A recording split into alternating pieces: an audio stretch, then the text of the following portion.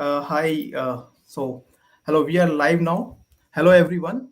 Hi, Welcome everyone. to my second episode of Talk Show, The Sales Warrior. And today we have our guest, Becky Hayman. She's from Islesford, England. Am I right, Becky? You are from Yeah, Islesford, yeah, right? yeah, Alfred. Yeah.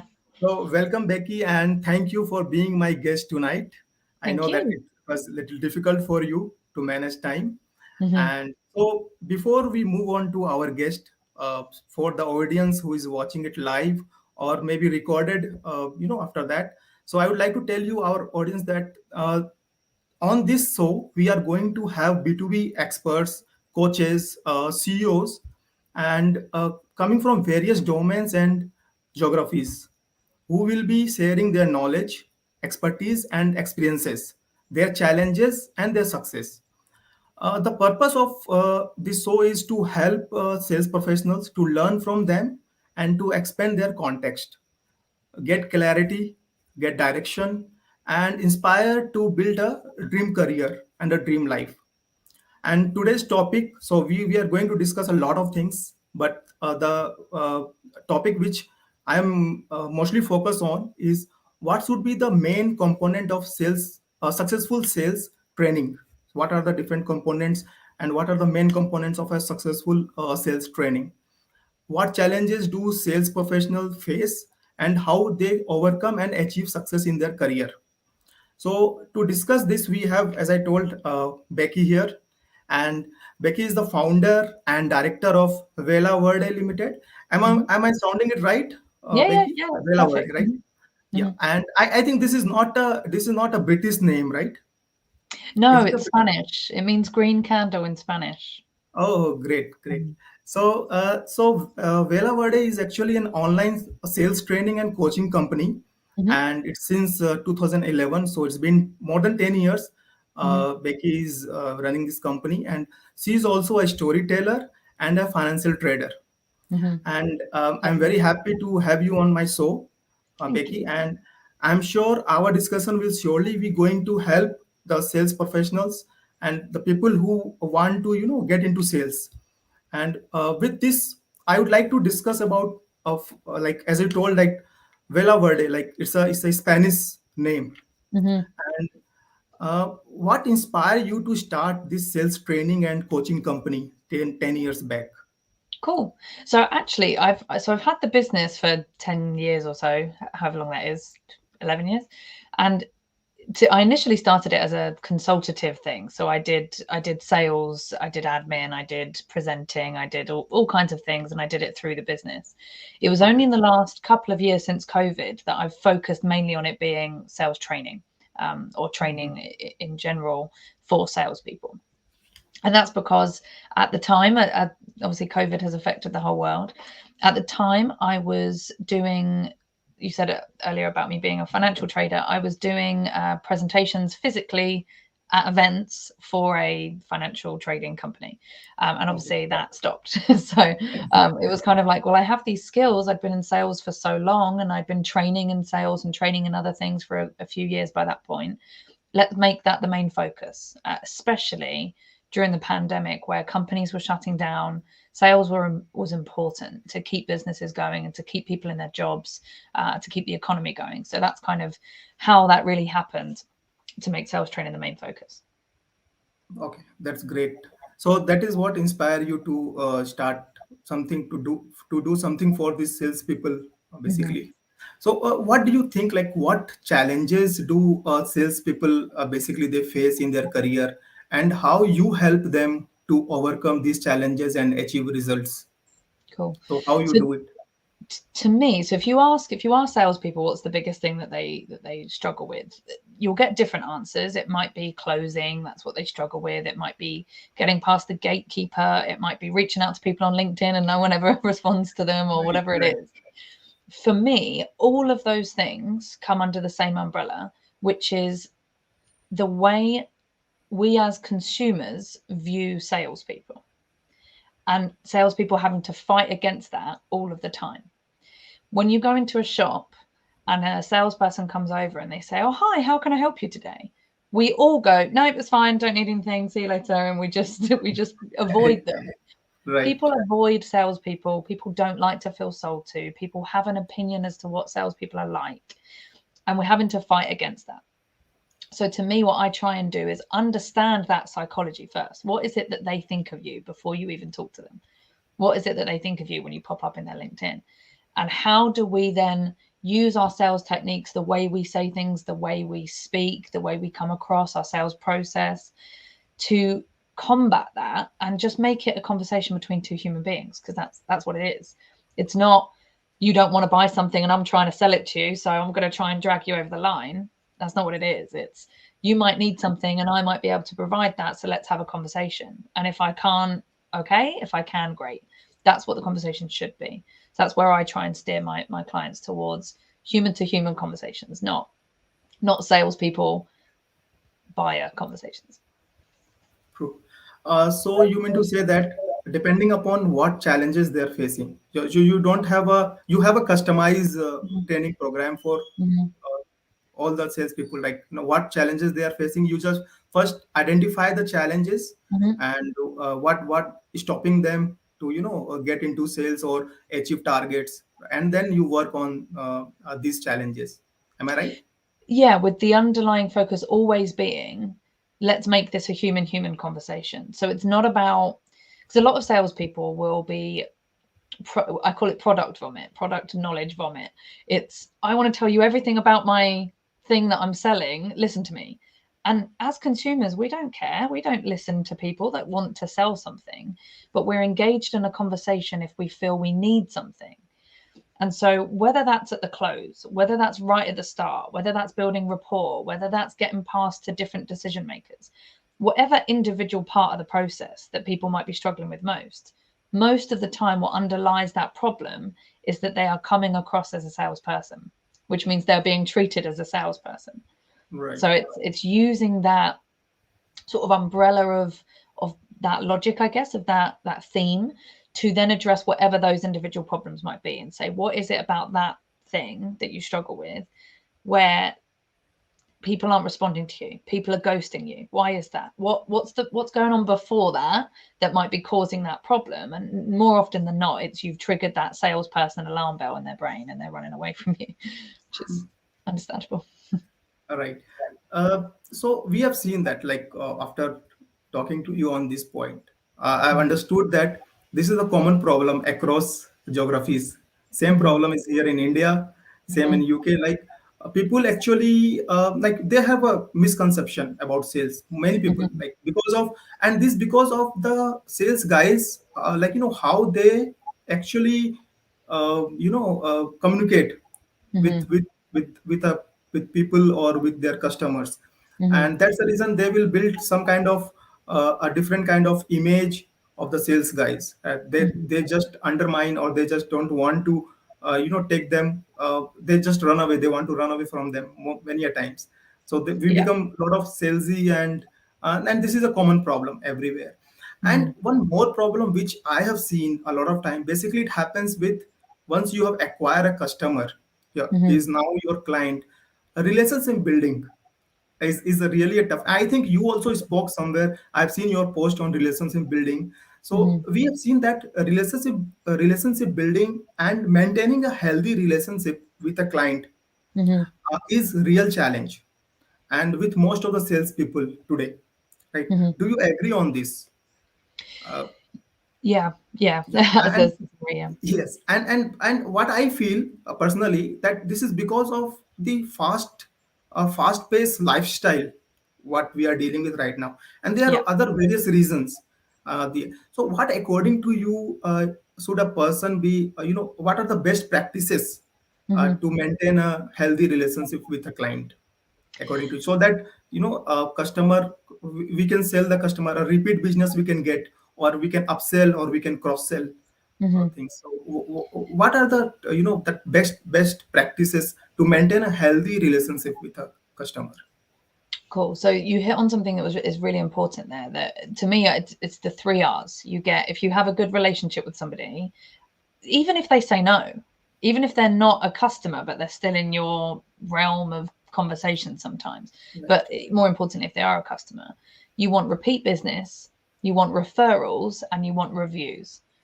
And you only get those things if you maintain that relationship. But like you said, this fast-paced nature that we're in, and for me, I think it comes from the top down in businesses. It will be the sales directors or the people above them that are pushing for get that new sale, get that new sale, get that new sale. And that's what the salesperson is driving towards. Each new month is a blank slate, and they've got to go and make however many thousands or whatever in revenue. And they don't have the time to be focusing on the relationships that they've already got. They need to go and build new ones so they can build their pipeline and whatever. But actually, repeat business, upselling, getting referrals, which is the cheapest and most efficient way of getting leads in the world, and good reviews, long term makes it easier. You don't have to be fighting all the time to get new business, because somebody that you've got a trust with is going to call you up and say, we're ready to upgrade, because they have that relationship. So Right. when it comes to best practices, something as simple as regular touch points. And it can be as simple as, we're all human, right? To say, I was driving home the other day and I was thinking of you. How did that meeting go? I saw something the other day and that made me think that you guys might like that. And it's completely away from your business. You guys might find, or I saw an advert the other day for a particular software. I thought that might help your business. Have you guys looked into that? Not where every conversation you're having, you're trying to sell them, but you're just building that human relationship where you're just touching base, send a message, phone them up. If it helps, put it in your calendar, have a day a month that you just do those touch points with people. And it will be worth it to keep that relationship building, because as you lose those people, they're moving away from you, not because they're happy, right? They're moving away because they're not happy. So they're not writing you good reviews, they're not sending people your way, and they're not buying more. So to stop that from happening, keep them happy. Check in with the fulfillment, whatever it is. How is that customer doing? What's going on? Have you be part of the process for them, not just when they were being sold to, but throughout their journey with your company, whatever it is that you provide. So they see you as a trusted advisor, a consultant, a friend even, and then you get those 3 R's naturally as a result of it. Right. So the small things we need to remember, right? Mm-hmm. Maybe note down their anniversaries or birthdays. Just a text message we can do. Like, I know that most of people, as you rightly said, they have a sales pressure target, and that's Mm-hmm. the reason they're not able to maintain this relationship. But Mm-hmm. we can easily now, we are, because of the technology, we can Mm-hmm. put a reminder and we can text people. So this is the small things we, if we should maintain, and we can definitely make a good relationship with our client. And Exactly. uh, yeah. Sorry, I was going to say try and in some cases as well to go over and above, like you said, their anniversaries, their birthdays, things like that, where you send them a card, or a bunch of flowers, something like that, where it's a tiny little thing. It might cost you next to nothing, but by you Right. spending £10, $10, whatever currency, you then keep business that's worth thousands for the next month or two or three or six. It's worth sending a £20 bunch of flowers or a card that cost you £2 or whatever. So yeah, go over and above and remember those little things. True. Keeps that relationship. Yeah. So you are a storyteller, right? Mm. Tell us more about that, right? How a storytelling can help in a presentation, or in a closing call. So So it's basically understanding. It's more for when we present, when we pitch, so that rather than us going, here's everything I know about my product, it's taking people on a journey where you can start them out with, this is the situation of what's going on. This is how we might be able to help you. This is how we've helped other people. And it's a structure, really, that the storytelling side is just adding structure so that it makes sense, so that your clients, your customers, your prospects, whatever, are going on a journey with you and understanding more how you can help them, not just because you've told them that you can, but because you've shown that you really understand what their problem is and you've come up with solutions, and this is how it's helped other people. And you follow a structure that enables you to connect with them more and show more that you understand them, because that's what we want as consumers. We don't right. want somebody to sell to us because they want to sell it. We want to feel like we've bought something because it was good for us, because it was right for us, because they understood what we needed. And so that's really where the storytelling bit comes in. True. So maybe, like, we can take a case study. We can make it a storytelling, maybe from a past experience of with working with some customer, some success stories and some Hmm. challenges. How as a sales guy, how I helped a customer overcome Hmm. this challenge. Making a Hmm. story, so it will interest. It will create an interest, so they want to listen to that. Hmm. And you rightly said, like, now this is a time where storytelling is very powerful. I've seen Hmm. there are coaches and trainer who are just storytellers, Hmm. and they are Yeah. and they are actually creating a lot of great results in our society, apart from sales, in other fields as well. They're Yeah, doing it. yeah. And Because even we don't retain information. We don't remember. A small percentage of the population do. They remember statistics and facts and things like that, and they can regurgitate them. Mhm. Most of the time, if you've sat in a 2 hour workshop, you remember the stories.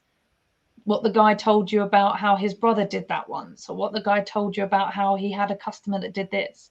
You don't remember the 80% of people do that and one third of this does that. You don't really remember that. You remember the stories because Right. we're humans. That's how we work. So, Yes, yeah, the emotions, that it's connected with your emotions. So the thing which is connected with emotions, you can remember it for a longer time. I'm exactly. saying that as a storytelling, like, it's not very popular now in India. Like, people are now started understanding what the impact of a storytelling. Same thing goes with mindset also. I Hmm. have seen that you also talk about mindset, and I believe personally, I believe that mindset is everything. And this is from my personal experience also, where I have faced myself, like, not doing good with life and with career initially. And then when I came in contact with some of the trainer and the coaches, and started working on my mindset, it's really gave me a good results, and a new prospect, a new context of looking at the world and at the business. So uh, what role do you think that a person's mindset plays in success and failure in sales? I think it's like 90%. It's the Okay. majority, and that's because, and I always make this analogy with if you're trying to either lose or gain weight, you might know exactly what to do. You might have a trainer, you might have a gym membership, you might have the diet books and everything you need to weigh everything, and a grocery store next door. But if you don't have the mindset to do it, you won't do it. So there's no, all of the technique and all of the knowledge becomes useless if you won't use it because of what's going on in your brain. Whether that's because, and mindset can be as simple as making sure that we're rested and that we eat well and that we, our brain is clearer to make sure that we feel more motivated. But it's also things like how we think about our clients and how we think about the sales process.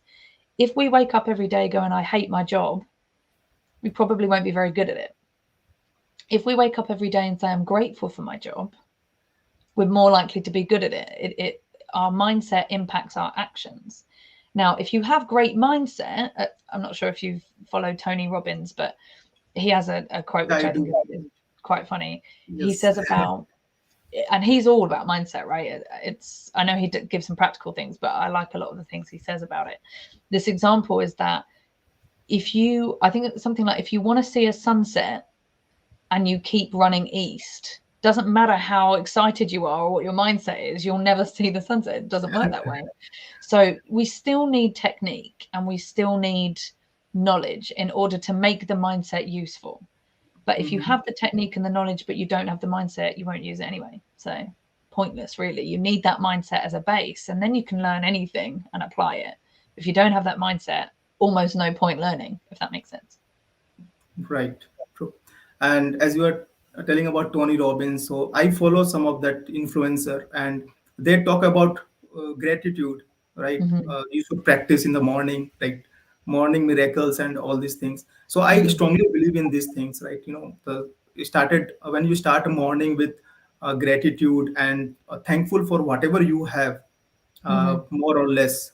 So that's really give you a thing that there are a lot of people who don't have these things, and you are better than them. So Yeah. that is a way of living a life, what I believe. So, Becky, what do you think? Like a person, suppose he is in a sales for, let's say, 5 years now, Hmm. and he's not successful, right? He's not, he or she is not, achieving targets and doing it. Hmm. And when we ask him that what is the problem, he said that I think that I'm not good with sales. So what do you think, is it all about the mindset, or actually he's in the wrong job? He's not for the sales job. What do you believe? What do you think on this?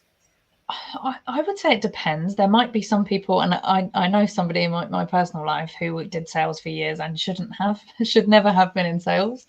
And he was much happier when he left sales. So there will Mhm. be situations where, yes, it just doesn't suit a person. In the same way, I wouldn't be a very good doctor.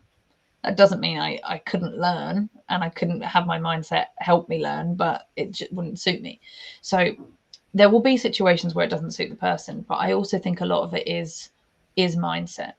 With sales, it's, and competition is good, but I think sometimes with sales, it's almost like I didn't get the deal because this person did that, or because they took my lead, or because they did this, or whatever. And that mindset ultimately long term is not going to make you successful. The mindset of, if I get a sale, that's on me, I should be proud of it. And if I don't, that's on me, I should learn from it. That mindset will help anybody doing anything improve at that. So it's things like that that really, if somebody just goes, oh, I'm just not good at it, my question would be, why aren't you good at it? What is it that you're struggling with? What do you think you could be doing differently? How can we reflect on this to get better? Or ultimately, if you're not that good at it and you don't want to get better at it, then what are you doing? Go into a different career. Yes, Yeah. true. So asking the right questions will give the right answer. Mhm, It's very exactly. true. Yeah. Yeah. And Becky, I have seen that in context with India, basically, women are not into sales. More of the Mhm. women are not. They don't prefer, basically, because sales is a tough job. They consider it's a tough job. Mhm. So women are not in sales. More women are not in sales. So Mhm. what do you think? What are the opportunities are there in sales for women? How we can inspire or encourage more women to choose a sales career? Good question. So I actually think so. Sales was traditionally masculine traits, and of course, people might have different traits, but in general, typical masculine traits of competitiveness and maybe aggression, not in a physical way, but in a, I'm going to make you do this kind of way. Those kind of things were what traditional salespeople were thought of to be. And that's the very thing that consumers push back from. I don't want you telling me what to do. I don't want you making me do something I don't want to do. I don't want you pushing your agenda on me. I Mhm. actually think that the typically feminine traits that might be more understanding, less, it sounds like I'm being horrible towards men. I'm not. I'm just saying this, these types of traits that would be more wanting to listen, wanting to understand, and then wanting to help solve a problem, as opposed to I want to make you do something that I want you to do, actually has much longer term probability for success, because that's how you do build the good relationships. That's how you do get referrals. That's how you do get good reviews, which help long term more people come to you for free. You're not having to scrape for a pipeline. They're just being sent to you by the relationships you've built by applying yourself to sales in that way, as opposed to the traditionally aggressive kind of sales way. So, actually, if women don't want to be in sales, perhaps it's because they have a perception of what they need to be. And I would Mhm. say it's just about breaking that assumption and breaking that perception that you can use what you have naturally to long term be better. And if you work on your mindset, if you have a coach or even somebody in your personal life that can help you with the mindset bit, you can actually do really well as a woman in sales. Great. And I personally believe that I strongly believe that women, as you told, right, they are very good at building a relationship, right? Hmm. Maintaining a relationship. They are good at communication, better Hmm. than men. What I believe, like the modulation and other part. which is very much required in a sales presentation. Hmm. And there are more other things, right? They're more organized, what I believe, better than men. They're more organized things. So even like I strongly believe that they have certain qualities which is actually needed for a person to be in sales. Hmm. And you rightly said that we that this is a perception basically, right? Hmm. What they think of being a traditional way of looking after the sales, right? The more guys are there in the sales. So and maybe like I'm not mostly in Asia, in Asian countries we'll Hmm. find mostly the female, they don't want to get into sales. But Hmm. yeah, nowadays, because of the our education system has reformed a lot, and more people are now willing to get into the sales job, because it's a high paying job actually. Hmm. You Hmm. see, right? So how? Apparently Yeah. it's so, this might not be true, so don't quote me on this. I'm remembering this from my old sales trainer years back, that Okay. at the top of our games, like if you're a top salesperson, you're in line with earning what professional athletes can earn, six figures True. plus, if you're True. great at sales. So that should be a motivator Mhm. to hopefully get more people into it, men or women, more people that want to do it. Yeah. Yeah. Yeah. True. True. So, do you have the similar challenges there in your country also? Women are less in sales, or how it is? I think it depends on the industry, to be honest. I think if it's more of a like software tech, I Mhm. worked in financial trading and education for a long time, so that would have been um, mainly men across the board, not in my team, but mainly men across the board. But then I think there are lots more. The world is becoming more service based, not product based. Like everything's more about the service that you get and the value that you get out of things. And I think women are better at those kind of services because it's a long term commitment. It's a long term thing. Mhm. It's not a buy my product and it will make your life better. Right, you bought it. See you later. Next one. It's a we'll help you, we'll support you. It's a long term thing. We're here to be your partner, strategic partners, things like that. That's the way the world is going more, which means women can more easily fit those roles, I would say. So it's I'd say if there is a bias, it is towards men, but a small amount, not a lot. Mhm. Okay, great. And uh, so you are being an entrepreneur for last 10 years, more than 10 Mhm. years now. So what are the challenges, what are the some of the best moment, or and what was your biggest challenge in your professional journey so far? Would you like to Yeah, mention it? good question. And to be fair, I think with a lot of these things, you think of like successful entrepreneur and the assumption is that they just decided they had a business idea, started a business and then started making money straight away and that was it. it it's hard being an entrepreneur. The Right. biggest challenge I think for most entrepreneurs or business owners is the lack of stability and security, because no one's paying you a paycheck. It's you make what you generate, you find your customers, you pay for your Mm. marketing, you whatever it is. And you might have months, and I've had them, where you don't have anyone paying you for anything, and you have to manage your own money much better than somebody who gets paid the same amount every month by a company that they've been with for 10 years and they know that the bills are paid every month. For an entrepreneur, it's not like that. But the flip side of that, which is some of the best moments that I've had as an entrepreneur, is that when you work for somebody else tells you what you're worth. Somebody else tells you what you're going to earn and what that's going to be. When you're an entrepreneur, when you start to do well, you might have months that you earn way more than you ever would have in a job paying you to do the exact same thing, because you can choose how to do that, you can choose how to manage it, and so it gives you a level of, the ceiling is taken away in terms of what you earn, but what it also means is you don't have a floor either. So Mhm. you're the upside is great, but the downside is nobody's coming to save you. There's nobody to protect you, there's nobody to be your security blanket. You've got to be that for yourself. But if you're willing to do that, the upside potential to me is worth it, I would say. This is really a great share, like whatever you told. I have experienced this myself Mhm, because being 12 years in a job, now we have an employee mindset.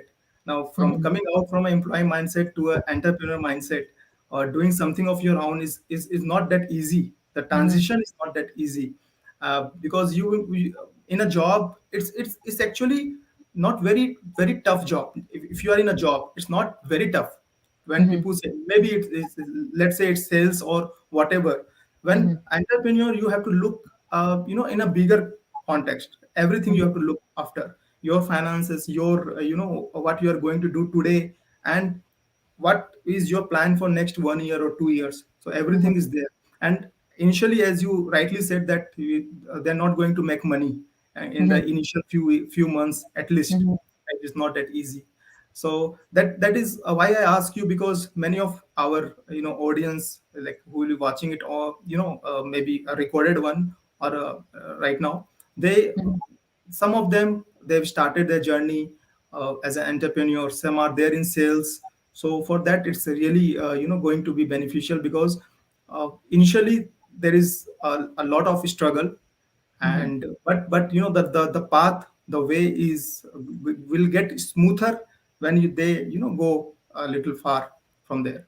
So To me, the risk that that's just the way I view life. It doesn't mean that everybody else has to, but for me, the idea of working in a full-time job for somebody else telling me what to do, when to do it, and how much I'm going to be paid to do that for 40 mhm, years, right.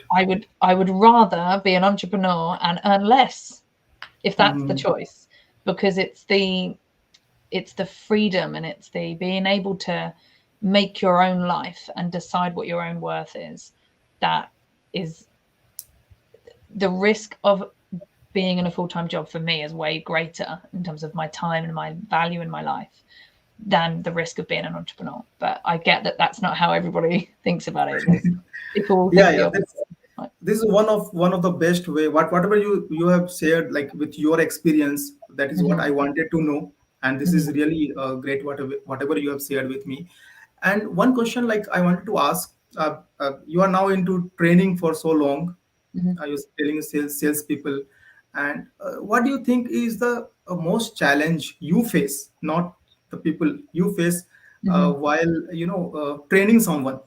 Like Good question. maybe related to something, their mindset, or some other thing, like where you face a problem, you know transforming a guy from level 1 to level 2, let's Mm-hmm, say. Okay. So what challenge you face as an organization, you mm-hmm, or your coaches, mm-hmm, whoever is giving training, what they mm-hmm. face? It's a really good question, and I would say it mostly is mindset.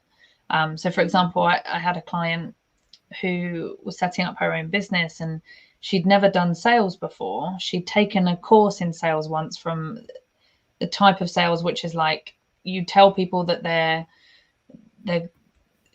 letting down their family if they don't do what you want to sell them, right? It was really pushy, to me, very manipulative kind of sales.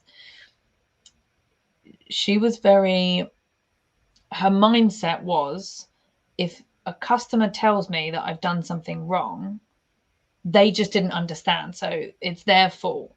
Everything was the customer's fault. It was them wasting her time. It was them that hadn't understood properly. It was them that didn't value her properly. And for me, I had to work many, many sessions to get her mindset to change to going, maybe I didn't explain it very well. Maybe I didn't set the right expectations. Maybe I didn't ask the right questions. So it's that kind of thing. It's getting the mindset to the place where people are willing to accept when they've done something wrong, and accept that the reason a sale didn't happen is way more likely to be the salesperson's fault than it is to be the prospect's fault.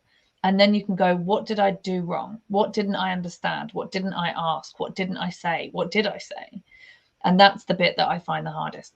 To be fair, some of my clients are amazing with that, and straight away they're already on that, and they progress so much quicker. But if your Mhm. mindset is it's always the other person's fault in anything in life, you won't improve ever, because you're never going to be willing to try to improve, because you're never going to think you need to. So that's a big challenge for me as a coach, and for sales trainers, I think, in general. Mhm. And do you think that this mindset problem is will happen basically with the salespeople who have just started their career, or with some experience they will get more, blockage mindset. Hmm. They will have more blockage. What do you have experience? I'd say both because it depends on the person. Some people that I've worked with that have been in sales for decades are like that, and they get by pushing other people down, blaming other people, and just about hitting their targets. And they've been doing it for decades. To me, that's a really not just inefficient but an unhappy way to live because it's a consistent blame game. To me, being able to say whatever in my life, and it doesn't even need to be sales. If there's something in my life I don't like, it was probably me that caused it, means it's probably you that can change it, which makes it empowering, I think, rather than it's not a thing to make you feel bad. It's a thing to go, oh great, I caused it. That means I can change it. Mhm. I'm the reason that I haven't had sales this month. That means I'm going to be the reason why I have sales next month. It's an Right, empowering thing.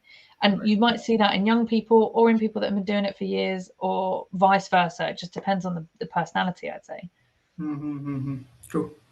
And so coming to this, like, what are your uh, future plan? If you want to share some of your future plan, Mhm. how you are going to impact more people, or some of your program, if you can share something about that, how your program help, and what are there included in the program which helps a salesperson to achieve success in their life.